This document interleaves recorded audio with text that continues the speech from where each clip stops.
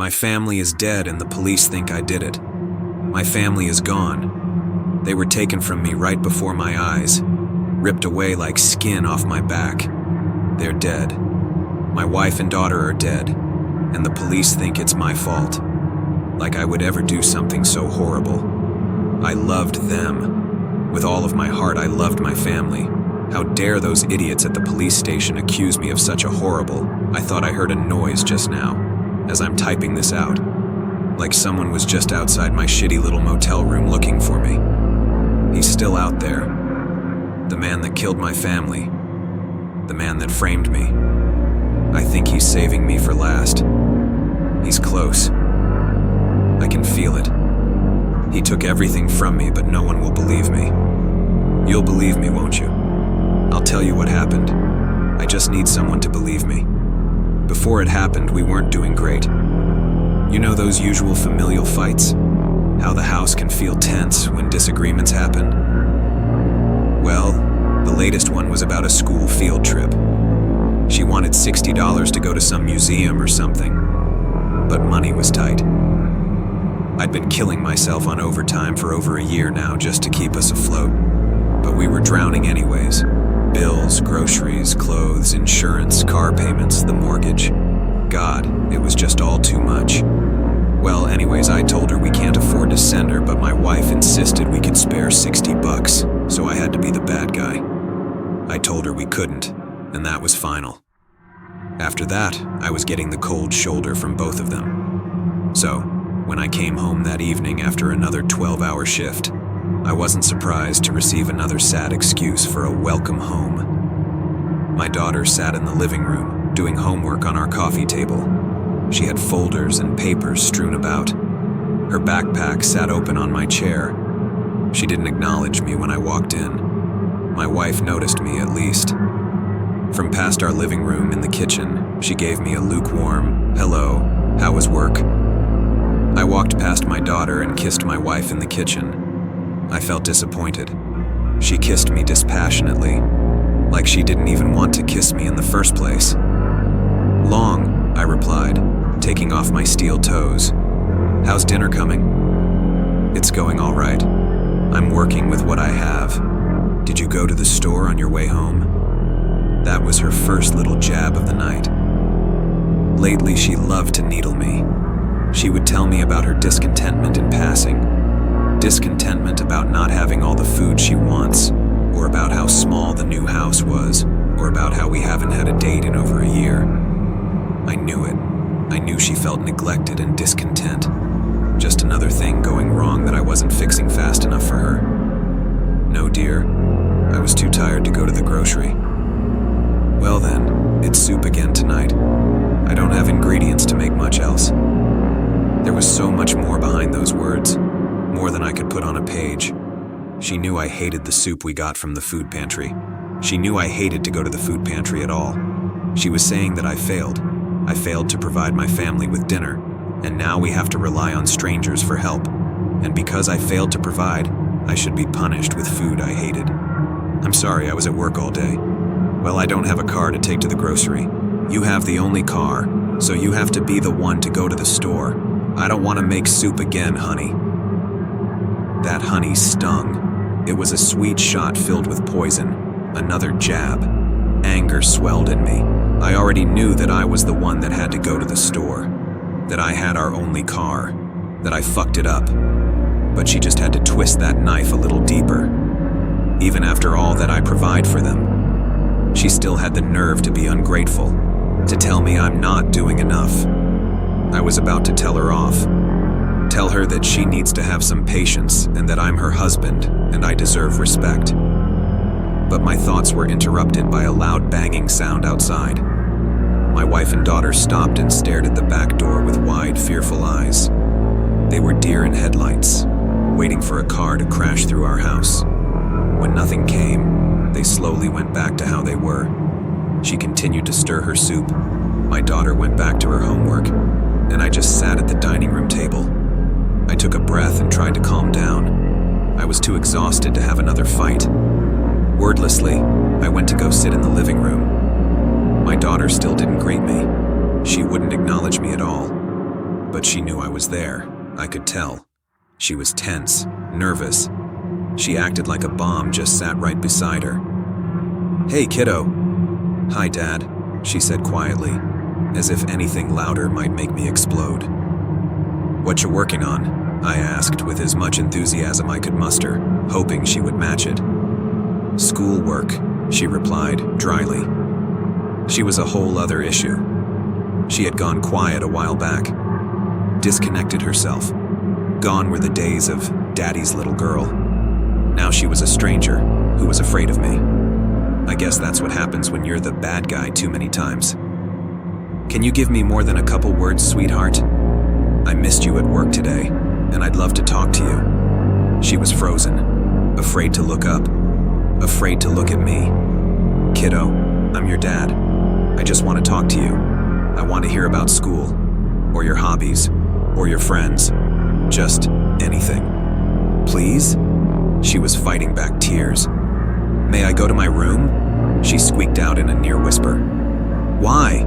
I asked, dropping my enthusiasm. "Why can't you just talk to your old man? I'm your dad." "She's had a long day and has a lot of homework. Just let her go to her room." My wife interrupted. "Oh, so you get to know about her day. But I don't. I'm not asking for much. I just want to talk to my daughter. Why won't you talk to me?" Another noise shook the house, much louder than the first. My daughter began to cry. My wife let out a yelp. I started to swear to myself as I went outside to figure out what all the noise was about. When I came outside, I found a man standing by our trash bins. Garbage covered the driveway, apparently thrown around by the man. He was dressed like a factory worker. He wore a Carhartt shirt, jeans, and steel toe boots. The outfit looked like it could have been one of mine. He stood facing away from me. His hands were bloodied and swollen, like he just got through punching something. "It's not right, you know," he said to me, still facing away. "Who the hell are you? Get the hell off my property." He ignored me.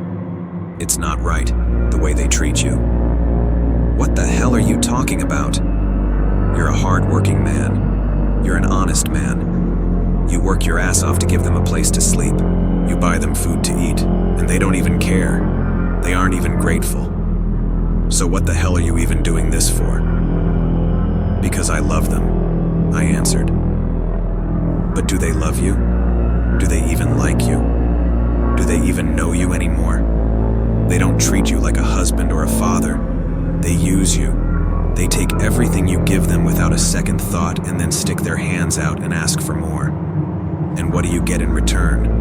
Passive aggression and one-word answers. You give away all of your love and you get none in return. That's not true. Fuck you, man. You don't know what you're talking about. They love me. We're just in a rough spot right now, that's all," I told him. My heart was beating out of my chest, threatening to burst with anger at the nerve of the stranger. But somewhere, deep down, I felt he was right. I did feel used, unappreciated, empty. You're lying to yourself. You're letting yourself be deceived by them. She doesn't love you anymore. She thinks you're weak, worthless. She asks for too much. How much are you expected to give her? You've given all you have and it isn't enough. You're not enough for her. Hers is a special kind of cruelty.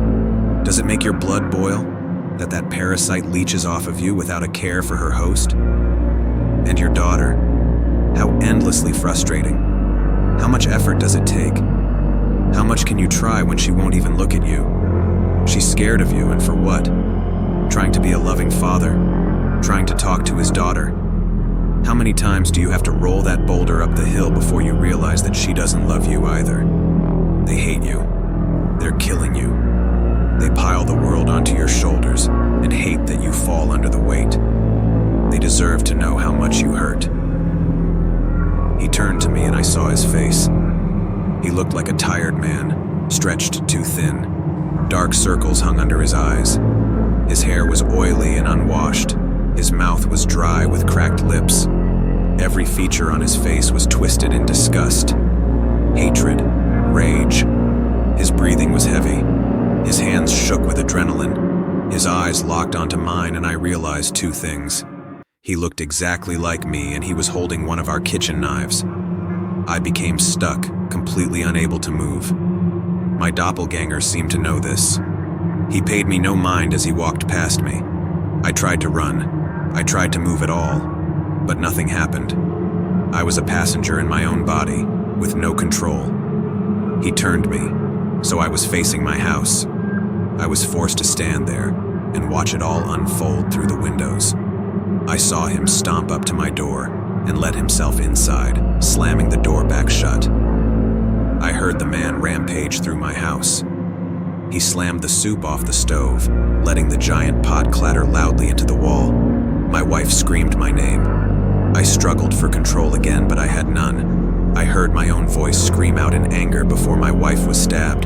The sound of steel on bone pierced my ears. I saw her eyes. She gurgled in pain as her lungs filled with blood. I heard her ribs snap.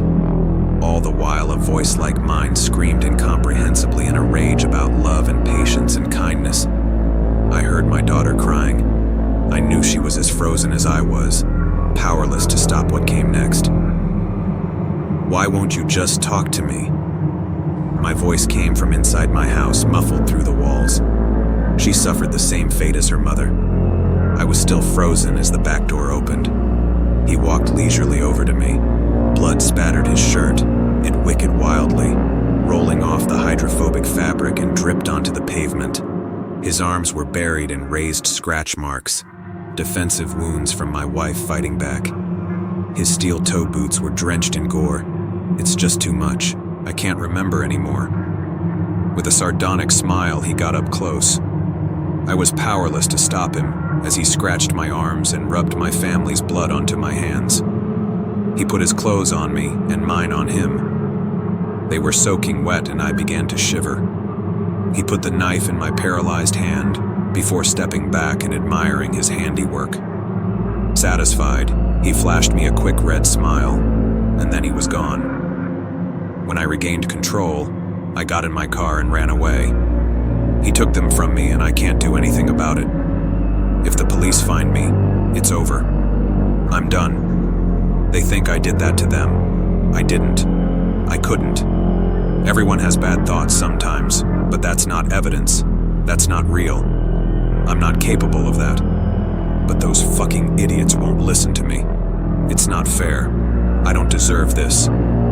I'm a good husband. I'm a good father. If I could just... Someone is banging loudly on my door.